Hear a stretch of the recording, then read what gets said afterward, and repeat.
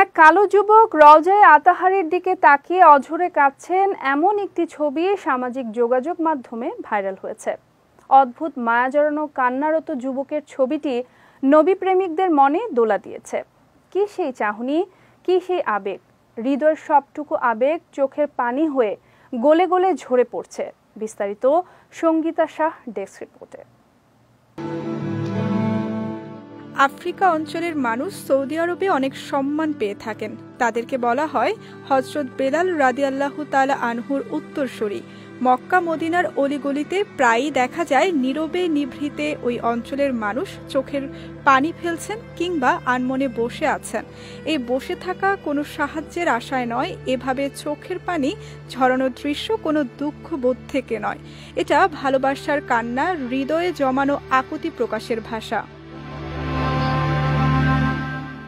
ছবিতে দেখা এমন কান্নারত যুবকের দৃশ্য মনে করিয়ে দেয় হযরত রাসূল সাল্লাল্লাহু আলাইহি ওয়াসাল্লামের সঙ্গে হযরত বেলাল রাদিয়াল্লাহু তাআলা আনহুর সম্পর্কের গভীরতা। যুবকটি মসজিদে নববীর একটি প্রবেশ পথে দাঁড়িয়ে কাঁদছে, যেখান থেকে রওজার সবুজ গম্বুজ দৃশ্যমান। রওজার কাছে ভিড়, পুলিশের তাড়া আর মানুষের কোলাহল তাকে কান্নার তৃপ্তি দিতে পারেনি, তাই সে নীরব স্থান বেছে নিয়েছে।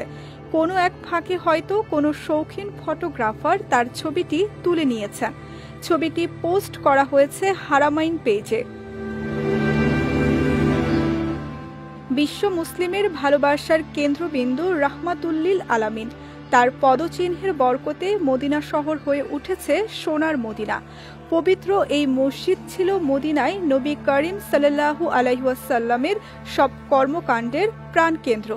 এই মসজিদের নির্মাণ কাজে তিনি সশরীরে অংশগ্রহণ করেন এবং মসজিদে নববীর প্রাঙ্গণেই তিনি এখনও শুয়ে আছেন। তাই গভীর শ্রদ্ধা ও ভক্তি নিয়ে মহানবী সাল্লাল্লাহু আলাইহি ওয়াসাল্লামের প্রিয় শহর মদিনা দেখতে বিশ্বের আনাচে কানাচে থেকে ছুটে আসেন নবী প্রেমিকরা।